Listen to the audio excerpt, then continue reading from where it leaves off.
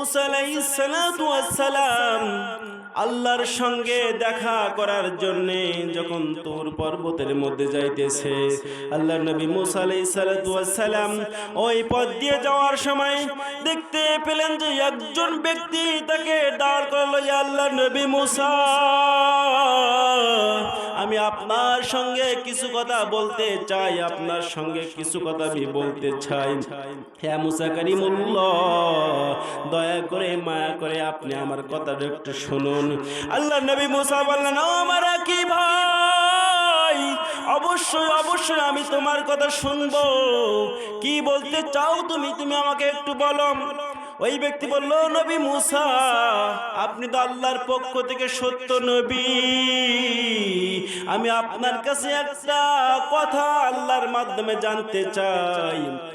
সেই কথাটা হলো, আল্লাহ রাব্বুল আলামিন আমাকে এত পরিমাণ ধন সম্পদ দান করেছে, এই ধন সম্পদগুলো দেখাশোনা করার জন্য, রক্ষণাবেক্ষণ করার জন্য আমি আল্লাহর ইবাদতে মনোযোগ দিতে পারছি না। হে মূসা, তুমি তো আল্লাহর কাছে জানতে চাইবে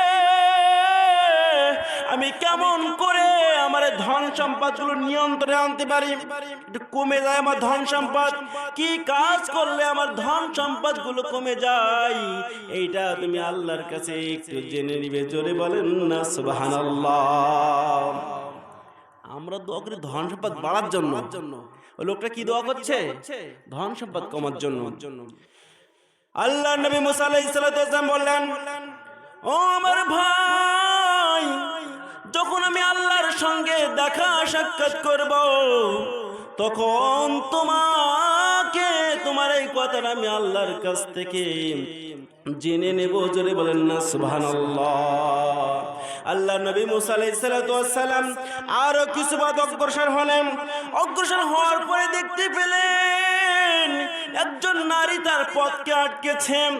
ইয়া মূসা কারিমুল্লাহ, আপনি তো আল্লাহর সঙ্গে দেখা করার জন্য যাইতেছেন রে মূসা, আমি এক হতভাগিনী নারী, খুবই দরিদ্রের মধ্যে আমি রয়েছি, কষ্টের মধ্যে আমি রয়েছি। হে মূসা, তুমি যখন আল্লাহর সঙ্গে কথা বলা শেষ করে যখন তুমি চলে যাবে, সেই সময় তুমি আল্লাহর কাছে একটু জিজ্ঞাসা করবে, ও মূসা, কেমন করে আমার এই দারিদ্রতা দূর হবে, কি কাজ করলে এরা দূর হবে, আর কতদিন বা এই অবস্থায় আমাকে থাকতে হবে, তুমি একটু আল্লাহর কাছ থেকে জেনে নিবা। জোরে বলেন না সুবহানাল্লাহ।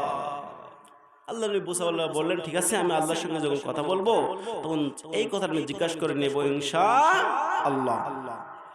এবার আল্লাহর নবী মূসা আলাইহিস সালাম আরো কিছু দূর অগ্রসর হলেন। অগ্রসর হয়ে তিনি দেখতে পেলেন যে একজন ব্যক্তি কানা, দুইটা চোখ নাই, দুইটা হাত তার নাই, আবার দুইটা পাও তার নাই, আবার শরীরটা জীর্ণ শীর্ণ হয়ে গেছে, শরীরের মধ্যে কঙ্কাল পূর্ণ হয়ে গেছে, গায়ে তেমন গোশত নাই। তিনি মনে করলেন, মূসা, মনে হচ্ছে এই পথ দিয়ে তুমি যাইতেছো মূসা। ও মূসা, আমি একটা কথা তোমাকে জানবো আল্লাহর কাছ থেকে, তুমি এই কথাটা একটু জেনে আমাকে জানাবে। আল্লাহ রাব্বুল আলামিন আমাকে কতদিন এই অবস্থার মধ্যে রাখবে, আমি কতদিন বা এই অবস্থার মধ্যে পড়ে থাকবো। তখন মূসা আলাইহিস সালাম লোকটা দেখে খুবই কষ্ট পেলেন। আর মূসা নবীকে বলা হলো, আল্লাহ নবী মূসা, আমিও খুবই কষ্টের মধ্যে আছি, কতদিন আমাকে এই অবস্থায় রাখা হবে? আল্লাহর কাছ থেকে যখন জিজ্ঞাসা করবা তখন আমার কথাটাও একটু জিজ্ঞাসা করে নিবা। জোরে বলেন না সুবহানাল্লাহ। লাইন শাকারতুম লাযিদান্নাকুম ওয়া লাইন কাফারতুম ইন্না আযাবি লাশাদীদ। আল্লাহ তাআলা বললেন, বান্দারা, যদি আমার নিয়ামতের শুকরিয়া আদায় করো, আমি আল্লাহ তোমাদের নিয়ামত আরো বৃদ্ধি করে দেব। জোরে বলেন না সুবহানাল্লাহ। আর জোরে বলেন না সুবহানাল্লাহ। ওয়া লাইন কাফারতুম, আর যদি তোমরা কুফরি করো, নিয়ামতের শুকরিয়া আদায় না করো, ইন্না আযাবি লাশাদীদ, তবে জেনে নিগো আমার আযাব বড় শক্ত। জোরে বলেন না সুবহানাল্লাহ। আল্লাহ শুকরিয়া আদায় করার দরকার আছে না নাই? সম্মানিত হাজিরিন, এবার আল্লাহর নবী মূসা আলাইহিস সালাতু ওয়াস সালাম আল্লাহর সঙ্গে দেখা করার জন্য তুর পাহাড়ের মধ্যে উঠলেন। ওঠে ওঠে একের পর এক জিজ্ঞাসা করছে, আল্লাহ আমি যখন আসলাম তখন তৃতীয় নম্বরে একটা ব্যক্তিকে দেখতে পেলাম, দুইটা চোখ নাই। ও আল্লাহ, দুইটা হাত তার নাই। ও আল্লাহ, দুইটা পাও তার নাই, তার শরীরে জীর্ণ শীর্ণ হয়ে গেছে। আল্লাহ গো, এই লোকটা কতদিন এই অবস্থার মধ্যে থাকবে? কেন এই অবস্থা আপনি রেখেছেন? আপনার উদ্দেশ্য কি, কারণটা কি? আল্লাহ, লোকটা আমাকে একটু জিজ্ঞাসা করার কথা বলেছে। তখন আল্লাহ বললেন, মুসা রে, ওই লোকটাকে আমি এই জন্য সৃষ্টি করেছি, আমার জাহান্নামের দেয়ালের মধ্যে ছিদ্র আছে, আমি ওই লোকটাকে দিয়ে জাহান্নামের ছিদ্রটা বন্ধ করব। ওই লোকটা দিয়ে আমি জাহান্নামের ছিদ্রটা বন্ধ করব। নাউজুবিল্লাহ বলবেন না? কি অপরাধ ছিল লোকটার? নেই চোখ, নেই হাত, নেই পা, কি অপরাধ? ও আল্লাহ, আমি যে মহিলাকে দেখতে পেলাম, মহিলা খুবই কষ্ট আছে, একটা ঝুপড়ি বাড়ি ছাড়া আর কোন বাড়ি তার নাই। ও আল্লাহ, মহিলাটা খুব অসহায় অবস্থায় রয়েছে, কবে তার এই দুরবস্থাগুলো দূর হবে? আল্লাহ বলেন, মুসা রে, ওই মহিলাকে তুমি একটু ধৈর্য ধারণ করতে বলবা, ফাসব্রুন জামিল, অতঃপর ধৈর্য ধারণ করতে বলবা। দেখবা আমি আল্লাহ তাকে ও চিরেই ধনাঢ্যশীল মহিলাতে পরিণত করে দেব। সুবহানাল্লাহ। আল্লাহ প্রথম যে লোকটাকে আমি দেখতে পেলাম, যে অগট্ট ধনী, সে তার সম্পদ কমাই আনতে চাই। আল্লাহ বলেন, যে সম্পদ কমাতে চাই, ওকে একটা কাজ করতে হবে। কয়টা কাজ? একটা কাজ করতে হবে। ঠিক কাজটা হচ্ছে আল্লাহর শুকরিয়া আদায় করা যাবে না। আল্লাহর শুকরিয়া আদায় করা যাবে না। এবার মুসা আলাইহিস সালাম আল্লাহর সঙ্গে অন্যান্য কথা বলেন। যখন তিনি ফিরে আসতেছেন, ফিরে আসার সময় সেই লোকটা দেখলে রাস্তার পারে এখনো পড়ে আছে। আল্লাহর নবী মুসা আলাইহিস সালাম আল্লাহর কাছে জেনে নিয়ে বললেন, ও ভাই রে, তোমার জন্য খুবই দুঃখ হয়। লোকটা বলল, মুসা রে, দুঃখ হোক আর সুখ হোক, আল্লাহ আমার সম্পর্কে কি বলেছে তুমি একটু বলো। আল্লাহ নবী মুসা আলাইহিস সালাম বললেন, ভাই গো, আল্লাহ তোমার জন্য এমন একটা কথা বলেছে যা আমার হৃদয়টা কেঁপে উঠছে।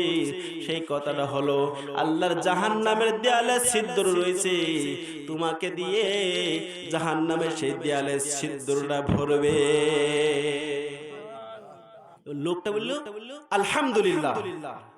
কি বললো? আলহামদুলিল্লাহ বললো। আল্লাহর নবী মুসা আশ্চর্য হলেন, ব্যাপার কি?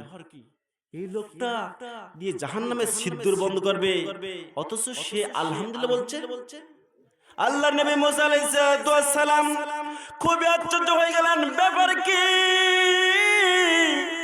দুঃখের সময় তাও ওই ব্যক্তি আলহামদুলিল্লাহ বলল।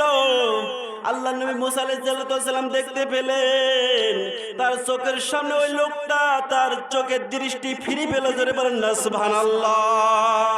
কিছুক্ষণের মধ্যে ওই লোকটার হাত রুয়া বাসছিল, ঠিক হয়ে গেল। পা রুয়া বাসছিল, তাই পা দুটো ঠিক হয়ে গেল। জোরে বলেন না সুবহানাল্লাহ। আল্লাহ নবী মুসা আলাইহিস সালাম, মুসা নবীকে বলা কালামুল্লাহ, মানে আল্লাহর সাথে কথা বলার নবী। সবচেয়ে যে নবী সবচেয়ে বেশি কথা বলেছেন আল্লাহর সাথে, সেই কোন নবী? মুসা আলাইহিস সালাম।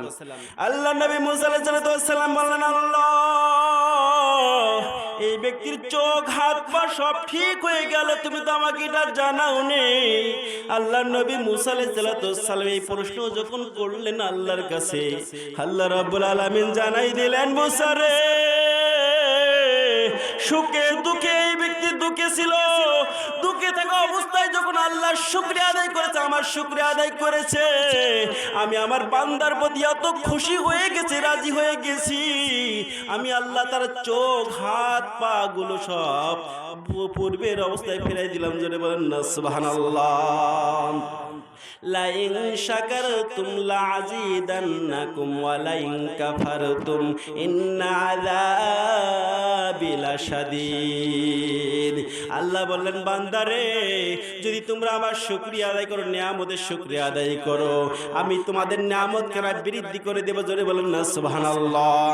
আর যদি আমার নিয়ামতের তোমরা কুফরি করো, ইন্না আযাবি লাশাদীদ, তবে তুমি জেনে নিও আমি শাস্তি দানে বড় কঠোর। এবার আল্লাহর নবী মুসা আলাইহিস সালাতু ওয়াস সালাম ওখান থেকে ফিরে এসে মহিলার কাছে আসলেন। দ্বিতীয় নম্বর কোন মহিলা ছিলেন? মহিলা ছিলেন, তার কাছে চলে আসলেন। মহিলাকে জিজ্ঞাসা করলেন, মহিলা রে, আমি আল্লাহর সম্পর্ক কাছে গিয়ে তোমার সম্পর্ক জিজ্ঞাসা করেছি। ও মহিলা, তুমি শুনে নাও। মহিলা বলল, ইয়া মুসা কারিমুল্লাহ, কতদিন পর্যন্ত আমাকে এই অবস্থায় আল্লাহ রাখবে তুমি একটু আমাকে বলে দাও। তখন মুসা নবী বললেন, আল্লাহ আমাকে এই কথা বলেছে, তুমি যদি ধৈর্য ধারণ করতে পারো, আল্লাহ কিছুদিন সবর করতে হবে, কিছুদিন তোমাকে এই অবস্থায় রাখবে, তারপরে তোমাকে আল্লাহ শুকরিয়া আদায় করতে হবে। যেটা বলেন না সুবহানাল্লাহ। মহিলা রাগ করলেন, ধৈর্য ধারণ করবো মানে আল্লাহ কি দিয়েছে আমার এই ঝুপড়ি বাড়ি ছাড়া কিচ্ছু নেই, আমার স্বামী নেই, সন্তান নেই, কিচ্ছু আমার নেই। খুবই রাগ করলেন। আল্লাহ নবী মুসা আলাইহিস সালাম মহিলার দিক থেকে মুখটা ফিরিয়ে নিলেন, কথাগুলো কষ্ট পেয়ে গেলেন। একজন মহিলা এমন ধৃষ্টতাপূর্ণ আচরণ করবে বুঝতে পারলেন না। ও বন্ধুগণ, আল্লাহ নবী মুসা আলাইহিস সালাম বললেন, আল্লাহ কি দেখার জন্য মহিলা দুইটা চক্ষু দেই নাই? আল্লাহ কি শোনার জন্য মহিলাকে দুইটা কান দেই নাই? আল্লাহ কি হাঁটার জন্য মহিলাকে দুইটা পা দেই নাই? আল্লাহ কি ধরার জন্য মহিলাকে দুইটা হাত দেই নাই? এই কথা চিন্তা করতে লাগলেন। আর তিনি পিছন দিকে দেখলেন একটা ঘূর্ণি বাতাস হতে হতে ওই মহিলার ঝুপড়িটা ওই বাতাসের সঙ্গে উড়ে গেল। জোরে বলেন না নাউজুবিল্লাহ। একটা তথ্য হিসাব আমি আপনাদের দেই। আপনার একটা পা এখন কি আমাকে কেটে দিতে পারবেন? যদি দিতে পারে 1 লাখ টাকা দিব আপনারে। দেবেন না? আচ্ছা, একটা চোখ দিবেন, তোমাকে আমি 3 লাখ টাকা দেবো। যদি দেন এখন বলেন, আমি ডাক্তার কাছে গিয়ে সাত কেটে নিয়ে আপনাদের চোখ নিয়ে আমি 3 লাখ টাকা দিব। দেবেন না? একটা কিডনি দেবেন, 2 লাখ টাকা দিব। তাহলে একটা বাল্ব দেন আমাকে, 5 লাখ টাকা দিব। একটা হার্ট দেবেন, হার্ট মানে কলব যে হৃৎপিণ্ড আছে ওটা দেবেন, 5 লাখ টাকা দেওয়া হবে। তাহলে হিসাব করেন, এই 5 এই 5 10, ওই পা দুটো পা আছে, তাহলে 2 2 4 লাখ টাকা। আপনার আছে কিডনি আছে 2 2 4 লাখ টাকা। হিসাব করে আপনার হিসাবে তো প্রায় 20 লক্ষ টাকার জিনিস আল্লাহ আপনার কাছে দিয়েছে। সুবহানাল্লাহ বলবেন না? 20 লক্ষ টাকার জিনিস দিয়েছে। ওয়াইন্নাহু কানা আবদান শাকুরা। তুমি কেন আল্লাহর শুকরিয়া আদায় করবে না? আল্লাহ তোমাকে এত কিছু দিয়েছে, তুমি কেন আল্লাহর শুকরিয়া আদায় করবে না? ও মহিলা, আল্লাহ তোমাকে এত কিছু দিয়েছে, তুমি কেন শুকরিয়া আদায় করলে না? না শুকরিয়া আদায় করার কারণে আল্লাহ রাব্বুল আলামিন মুসা আলাইহিস সালাতু ওয়াস সালামের চোখের সামনে মহিলাটার ঝুপড়িটা বাতাসে উড়ে গেল। জোরে বলেন না নাউজুবিল্লাহ। এবার আল্লাহ নবী মুসা আলাইহিস সালাতু ওয়াস সালাম ওখান থেকে ফিরে যখন সামনের দিকে যাইতেছে, তখন সেই ধনাট্যশীল লোকটার সঙ্গে দেখা হয়ে গেল। ধনাট্যশীল লোকটা বলল, মুসা রে, আল্লাহর সঙ্গে হয়তোবা দেখা হয়েছে, আমার সম্পর্কে আপনি কি আল্লাহর কাছ থেকে জেনে নিয়েছেন? মুসা আলাইহিস সালাতু ওয়াস সালাম বললেন, হ্যাঁ, আমি তোমার সম্পর্কে আল্লাহর কাছ থেকে জিজ্ঞাসা করেছিলাম। আল্লাহ আমাকে এই কথা বলেছে, তুমি যদি আজকে থেকে আল্লাহর নিয়ামতের শুকরিয়া আদায় না করো, তাহলে তোমার নিয়ামত কমে যাবে, তোমার ধন সম্পদ গুলো কমে আসবে, আয়ত্তের মধ্যে আসবে। লোকটা সঙ্গে সঙ্গে বলল, মুসা রে, জীবন দেব, সব কিছু দেব গো, কিন্তু আল্লাহর শুকরিয়া আদায় করে আমরা ভুলবো না। জোরে বলেন না সুবহানাল্লাহ। আর জোরে বলেন না সুবহানাল্লাহ। আল্লাহুম্মা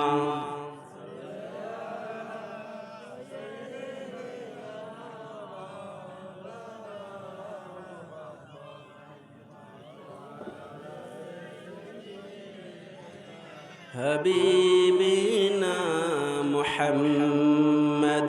আমার আগের ভাই আলোচনা করতেছিলেন ওয়াকুদুহান নাস ওয়াল হিজারা উইদ্দাত লিল কাফিরিন, জাহান্নামের ইন্ধন হবে পাথর এবং মানুষ। এই পাথর দিয়ে মানুষদেরকে জাহান্নামে দিবেন। আল্লাহর নাফরমান বান্দারা যারা আছেন, নামাজ পড়ে না, রোজা রাখে না, সামনে মাহে রমজান মাস হাত চালিয়ে দিচ্ছে। বিশ্বনবী একটা হাদিস বলতেন, সহিহ বুখারীর একটা হাদিস শুনেন। বিশ্বনবী বললেন, ওয়া আবি হুরায়রা রাদিয়াল্লাহু আনহু ক্বালা ক্বালা রাসূলুল্লাহ সাল্লাল্লাহু আলাইহি ওয়াসাল্লাম মান সামা রমাদানা ঈমানান ওয়া ইহতিসাবান গুফিরা লাহু মা তাকাদ্দামা মিন জামবি ওয়া মান কামা ফিহি ঈমানান ওয়া ইহতিসাবান গুফিরা লাহু মা তাকাদ্দামা মিন জামবি ওয়া মান কামা ফিহি লাইলাতুল কদরি ঈমানান ওয়া ইহতিসাবান গুফিরা লাহু মা তাকাদ্দামা মিন জামবি। সহিহুল বুখারী। বিশ্বনবী বললেন, ও সাহাবায়ে কিরামগণ, উম্মতে মুহাম্মাদিগণ, মান সামা, যে ব্যক্তি রোজা রাখবে, ঈমান ওয়া ইহতিসাবান, ঈমানের সহিত সওয়াবের আশায়, ঈমানের সহিত সওয়াবের আশায় যে ব্যক্তি রমজানের রোজাগুলো রাখবে, গুফিরা লাহু মা তাকাদ্দামা মিন জামবি, আল্লাহ তার সব গুনাহগুলো মাফ করে দিয়ে নিষ্পাপ বানাই দিয়ে দেবে। আর যারা বলেন না সুবহানাল্লাহ। রমজানের রোজা যে ব্যক্তি রাখবে, আমার হাবিব বিশ্বনবী মুহাম্মদুর রাসূলুল্লাহ সাল্লাল্লাহু আলাইহি সাল্লাম বললেন, তার সব গুনাহগুলো আল্লাহ মাফ করে নিষ্পাপ বানাই দিয়ে দিবে। জোরে বলেন না সুবহানাল্লাহ। ও আমার মা বোনেরা রে, তোমরা আমার কথা শুনতেছ? তোমার সম্পর্কে বিশ্বনবী চারটা কথা বলেছেন। কোন মহিলা যদি চারটা কাজ করতে পারে, এক নম্বর, ইজা সাল্লাত খামসাহা ওয়া সামাত শাহরাহা ওয়া আহসানাত ফারজাহা ওয়া আতাত বালাহা ফালিয়াদখুল মিন আবওয়াবাল জান্নাহ। ওই মহিলার জন্য আল্লাহ জান্নাতের 8টা দরজা খুলে দিবে। জোরে বলেন না সুবহানাল্লাহ। ওই মহিলা যে কোন দরজা দিয়ে ইচ্ছা আল্লাহর জান্নাতে প্রবেশ করতে পারবে। জোরে বলেন না সুবহানাল্লাহ। বিষ্ণু বলেন, মা বোনেরা, মাত্র 4টি কাজ করে তুমি জান্নাতে যেতে পারবে। এক নম্বর, আমার হাবিব বিশ্ব নবী বললেন, ইজা সাল্লাত খামসাহা, কোন মহিলা যদি দৈনিক 5 ওয়াক্ত নামাজ আদায় করে, আল্লাহ রাব্বুল আলামিন ওই মহিলাকে জান্নাতের 8টা দরজা দিয়ে জান্নাতে যাওয়ার সুযোগ করে দিবে। জোরে বলেন না সুবহানাল্লাহ। মহিলারা নামাজের ক্ষেত্রে খুব গাফেল, কথা ঠিক কিনা? এখন সিরিয়াল, টিকটক এইগুলোর দিকে আমার মা বোনেরা বেশি ধাবিত হয়ে গেছে, আল্লাহর হুকুমের দিকে খুবই কম।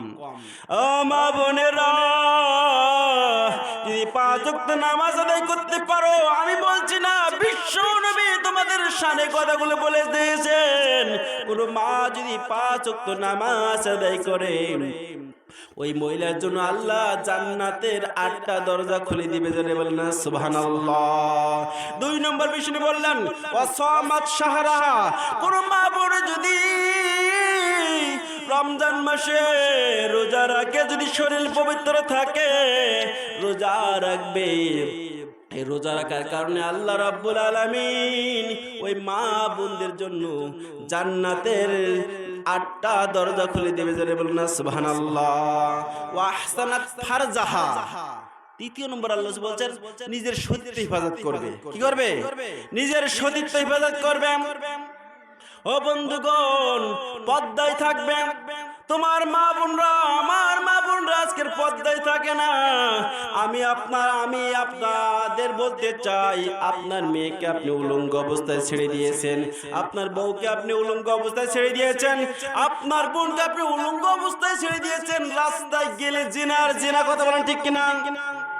অথচ যাদের ক্ষমতা আছে, আমার বোনটা রাস্তায় বের হয়েছে, আমি বললাম, এই বোন পর্দা করে চলো। বউকে বললাম, বউ পর্দা করে চলো। মাকে বললাম, মা পর্দা করে চলো। মেয়েকে বললাম, মেয়ে পর্দা করে চলো। কথা শুনবে কিনা? কিন্তু কিছু কিছু লোক তো বলে না।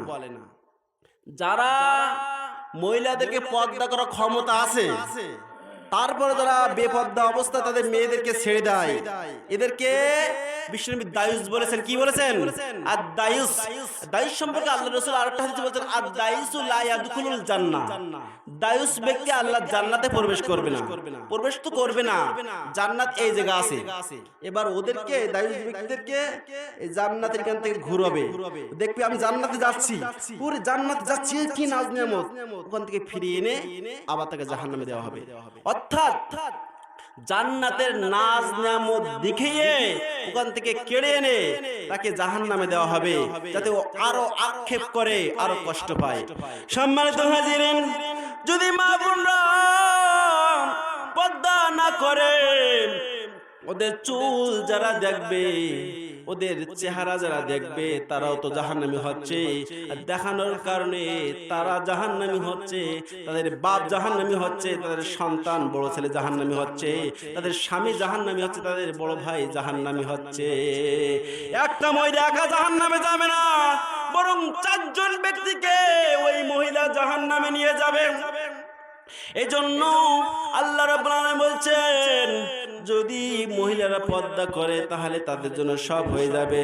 4 নম্বর আল্লাহ রাসূল বলছেন, ওয়াতাত বালাহা, স্বামীর খেদমত করবে। যে নারী স্বামীকে খেদমত করবে, ওই নারীর জন্য আল্লাহ জান্নাতের 8টা দরজা খুলে দিবে। জোরে বলুন না সুবহানাল্লাহ। একটা পুরুষকে আল্লাহ রাসূল দেখেই বললেন, ও নারী শুনে নাও, হুমা জান্নাতুকা ওয়া নারুকা। এই যে পুরুষটা দেখতে পাচ্ছ, তোমার স্বামী, তোমার জন্য হয় জান্নাত, তা না হলে তোমার জন্য হবে জাহান্নাম। আজকে সর্বশেষ বলবো একটা হাদিস। 2টা কাজ করলে আল্লাহ জান্নাত দেবে। কয়টা কাজ? 2টা কাজ। ওয়ান সাহাল বিন সাদ রাদিয়াল্লাহু আনহু ক্বালা ক্বালা রাসূলুল্লাহ সাল্লাল্লাহু আলাইহি সাল্লাম, মাইয়াদ মাল্লি মা বাইনা রিহইহি ওয়া মা বাইনা রিজলাইহি আদমাল্লাহুল জান্নাহ। কোন মানুষ যদি 2টা কাজ করতে পারে, তাহলে আল্লাহ রাসূল বললেন, আমি তার জন্য জান্নাতের গ্যারান্টি দিয়ে দেব। জোরে বলেন না সুবহানাল্লাহ। 1 নম্বর কাজ কি? 1 নম্বর কাজ, মা বাইনা রিহইহি। যদি কোনো ব্যক্তি তার 2 সোয়ালের মধ্যবর্তী বস্তু কি থাকে, এই 2 সোয়ালের মধ্যে কি থাকে? দাঁতের মাঝখানে কি থাকে? দাঁতের মাঝখানে জিহ্বা থাকে। আল্লাহ রাসূল বললেন, মা বাইনা রিহইহিম। ও সাহাবায়ে কিরামগণ, ও আমার উম্মতে মুহাম্মাদিগণ, কোন মানুষ যদি তার 2 চোয়ালের মধ্যবর্তী বস্তু জিহ্বা, জিহ্বাতে কি বের হয়? কথা বের হয়।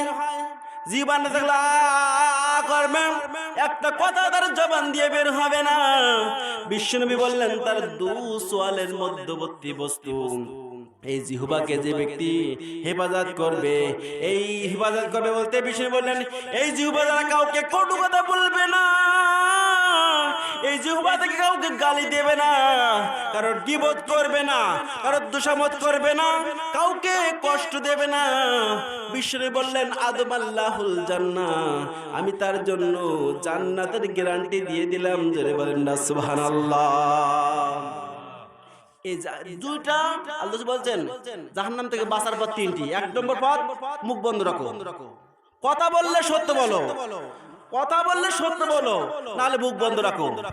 যে ব্যক্তি কথা বলার সময় মুখকে সংযত করবে, আল্লাহ রাব্বুল আলামিন তাকে জান্নাত দান করবে। জোরে বলেন সুবহানাল্লাহ। এবার আপনি দেখেন, আপনার কি একজন ব্যক্তি নাম শুনেছেন? হাকিম, লোকমান হাকিমের নাম শুনেছেন? লোকমান হাকিম নাম শুনেছেন না?